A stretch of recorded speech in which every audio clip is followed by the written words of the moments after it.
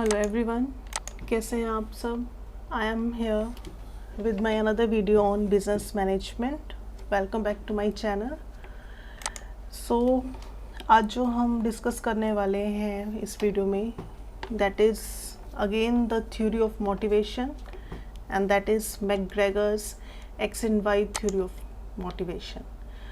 तो जैसे हमने पिछली वीडियो में डिस्कस किया था, जो हमने थ्योरी डिस्कस की थी वो थी हमारी मास्लोज नीड हायरार्की थ्योरी। तो आज जो हम डिस्कस कर रहे हैं that is McGregor X and Y theory. तो जो मैकग्रेगर की एक्स एंड वाई थ्योरी है, इसको नाम से ही पता चल रहा है प्रेजेंट की गई थी मैकग्रेगर के थ्रू। इन्होंने इसमें दो तरीके की थ्योरीज़ बताई हैं।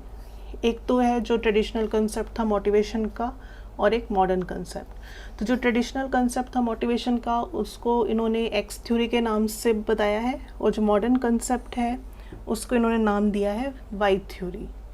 तो दोनों ही तरीके की थ्योरी को यहाँ पर रिप्रेजेंट किया है। तो जो थ्योरी एक्स और थ्योरी वाई है, इसको हम इस ग्राफ के थ्रू, एक डायग्राम के थ्रू भी देख सकते हैं। तो अगर हम इसके एक्सप्लेनेशन की बात करें, तो जो थ्योरी एक्स है वो क्या कहती है जनरली, कि जो लोग हैं या जो भी हमारे एम्प्लॉयज़ हैं वो काम को अवॉइड करते हैं, वो काम को करना पसंद नहीं करते। इट मीन्स वो आलसी होते हैं, वो काम को बिल्कुल नहीं करना चाहते अपनी मर्ज़ी से। उन्हें ये होता है कि अगर वो कोई काम कर रहे हैं तो उनके ऊपर कंट्रोल हो, सुपरवाइज़ किया जाए उन्हें कि कैसे काम करना है, कब करना है, किस तरीके से करना है। ये सारी चीज़ें उन्हें बताई जाए और उनके काम को कंट्रोल किया जाए, तभी वो प्रॉपर वे में काम कर सकते हैं। एंड अनदर जो इसकी फ़ीचर है एक्स थ्योरी की, वो क्या है कि वो रिस्पॉन्सिबिलिटी को अवॉइड करते हैं, कि वो कोई भी रिस्पॉन्सिबिलिटी नहीं लेना चाहते। वो क्या सोचते हैं कि जो भी हम काम कर रहे हैं हम उसके लिए रिस्पॉन्सिबल ना हो, हमारी कोई भी अकाउंटेबिलिटी ना रहे उस काम के लिए, कोई भी रिस्पॉन्सिबिलिटी ना हो, ताकि हमारे ऊपर कोई भी काम को पूरा करने का प्रेशर ना आए। और जो अगर हम इस पे बात करें कि सिक्योरिटी की बात करें, तो मतलब वो उन्हें सिक्योरिटी चाहिए हर काम के लिए, कि जो भी वो काम कर रहे हैं उन्हें उसके लिए कुछ ना कुछ जो है वो मिलेगा, तभी वो काम करेंगे। तो ये तो हो गया थ्योरी एक्स के बारे में, कि वहाँ पर आपको स्ट्रिक्ट कंट्रोल की ज़रूरत होती है, उन्हें डराने धमकाने की ज़रूरत है, पनिशमेंट की ज़रूरत होती है, तभी वो काम करेंगे, अदरवाइज़ वो नहीं करेंगे।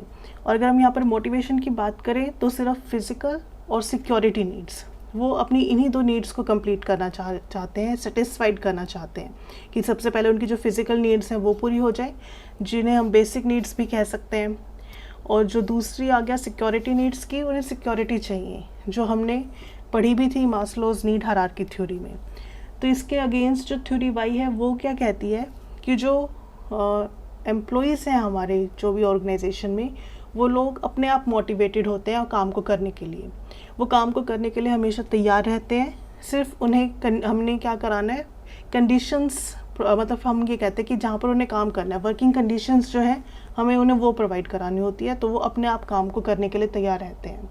वो एंथुजियास्टिक होते हैं, रिस्पॉन्सिबल होते हैं, पूरे वो अपने एफर्ट्स के साथ काम करना चाहते हैं। देन वो हमें उन्हें वहाँ पर डायरेक्ट करने की ज़रूरत नहीं होती, ना ही हमें उन्हें कंट्रोल करने की ज़रूरत होती है। वो सेल्फ डायरेक्टेड होते हैं, वो अपने काम को, अपनी गलतियों को खुद कंट्रोल करना जानते हैं। वहाँ पे उन्हें डायरेक्शन की ज़रूरत नहीं होती कि कोई दूसरा पर्सन आके उन्हें डायरेक्ट करे। वो सेल्फ डायरेक्टेड, और ज़्यादातर हम ये भी कह सकते हैं कि वो सेल्फ मोटिवेटेड भी होते हैं, कि वो काम को करना चाहते हैं, उसे वो टालना नहीं चाहते।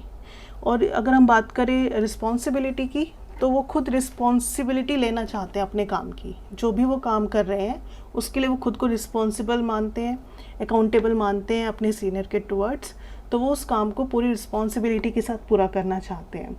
और अगर हम यहाँ पर नीड्स की बात करें, जैसे एक्स थ्योरी में क्या था कि सिर्फ फिज़िकल और सिक्योरिटी नीड्स पर उनका फोकस होता है, यहाँ पर क्या है कि जो फिज़िकल और सिक्योरिटी नीड्स हैं वो शॉर्ट टाइम के लिए तो मोटिवेट कर सकती हैं, लेकिन लॉन्ग टर्म में वो काम नहीं करेंगी।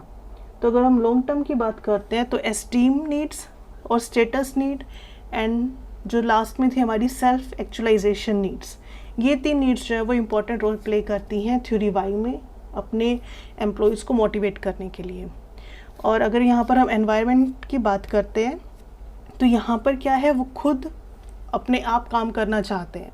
जैसे एक्स थ्योरी में क्या था कि हमें वहाँ पर स्ट्रिक्ट कंट्रोल की ज़रूरत होगी, थ्रेट के थ्रू हम काम कराते हैं, पनिशमेंट के थ्रू हम काम कराते हैं। लेकिन यहाँ पर क्या है कि हमें उन्हें सिर्फ एक प्रॉपर एनवायरनमेंट प्रोवाइड कराना है, तो वो उसके थ्रू वो अपने आप ही काम करेंगे। थ्योरी वाई में जो एम्प्लॉयज़ हैं वो इनिशिएट करते हैं काम को करने के लिए, वो मोटिवेटेड रहते हैं, वो अपने डिसीजंस ले सकते हैं क्योंकि इतनी उन्हें वहाँ पर फ्रीडम प्रोवाइड कराई जाती है। तो जब वो डिसीजंस लेते हैं तो उसको हम जो है वो हम इन द सेंस कि जो मैनेजर है वो उसको बड़े लेवल पर उन जो भी डिसीजंस लिए जाते हैं उनको वो अप्लाई भी करते हैं। तो ये तो हो गया theory X and theory Y का ओवरव्यू कि थ्योरी एक्स क्या कहती है और थ्योरी वाई क्या कहती है। तो अगर हम थ्योरी एक्स की बात करें तो जैसे पहले ही बताया कि पनिशमेंट के थ्रू, थ्रेट के थ्रू या फिर स्ट्रिक्ट इंस्पेक्शन कह सकते हैं या सुपरविजन कह सकते हैं, इन सभी मेथड्स के थ्रू वहाँ पर काम कराया जाता है। लेकिन ये जो अरेंजमेंट है या जो थ्योरी एक्स में जिस तरीके से काम कराया जाता है वो सक्सेसफुल नहीं होता। क्यों? क्योंकि वहाँ पर आप फोर्स के थ्रू काम करा रहे हैं, आप वहाँ पर उन्हें डरा रहे हैं, धमका रहे हैं, स्ट्रिक्ट कंट्रोल कर रहे हैं, तब आप उनसे काम करवाते हो। इसीलिए ये ज़्यादा सक्सेसफुल नहीं हो पाती क्योंकि लोग इसके अपोजिट साइड में ज़्यादा होते हैं, लोग इसे अपोज करते हैं। ट्रेड यूनियन जो है वो फिर इससे हम कहते हैं कि ट्रेड यूनियन को बढ़ावा मिलता है और जो प्रोडक्शन है उसमें कमी आती है। तो जो अल्टीमेटली ऑब्जेक्टिव होता है किसी भी बिजनेस ऑर्गेनाइजेशन का कि अपनी प्रॉफिट्स को इंक्रीज़ करना, वो उसको अचीव नहीं कर पाते। ऑन द कॉन्ट्रेरी जो थ्योरी वाई है वहाँ पर क्या होता है कि जो मैनेजर हैं वो क्या सोचते हैं कि जो एम्प्लॉयज़ हैं वो एंथुजियास्टिक हैं, एम्बिशियस हैं, वो अपने जो भी उनका ऑब्जेक्टिव है उसको अचीव करने के लिए वो अपनी पूरे एफर्ट्स लगाते हैं। तो यहाँ पर उन्हें ज़्यादा फ्रीडम और ज़्यादा रिस्पॉन्सिबिलिटी दी जाती है थ्योरी वाई में। तो अगर हम इस थ्योरी के कंक्लूजन की बात करें तो हम ये कह सकते हैं कि जो मैकग्रेगर हैं उनका ओपिनियन ये था कि जो एम्प्लॉयज़ हैं हमें उन्हें मोटिवेट करना चाहिए डिसेंट्रलाइजेशन के थ्रू, पार्टिसिपेशन के थ्रू और कंसल्टेशन के थ्रू। डिसेंट्रलाइजेशन मतलब कि हमें क्या करना है, हमें पूरी अथॉरिटी को एक जगह पर कंसंट्रेट नहीं करना, हमें उसे डेलीगेट करना है।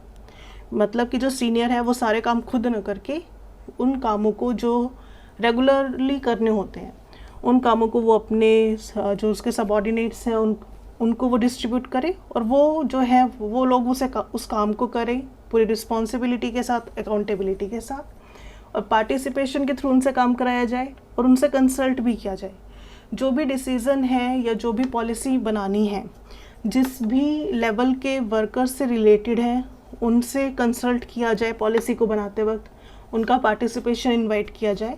तो इससे क्या होगा, एम्प्लॉयज़ के मन में एक तो ऑर्गेनाइजेशन के लिए बिलोंगिंगनेस की फीलिंग आएगी, वो विलिंगली वर्क करेंगे और मोटिवेटेड फील करेंगे।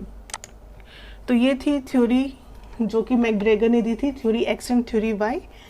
सो आई थिंक कि आपको क्लियर हो गया होगा टॉपिक। पसंद आई हो तो लाइक कीजिएगा और अगर कोई भी डाउट हो इस वीडियो से रिलेटेड, टॉपिक से रिलेटेड, तो कमेंट में ज़रूर पोस्ट कीजिएगा, वहाँ पर आपके डाउट को श्योरली सॉल्व किया जाएगा। And please like, share and subscribe the channel. Thank you so much for watching the video. Thank you.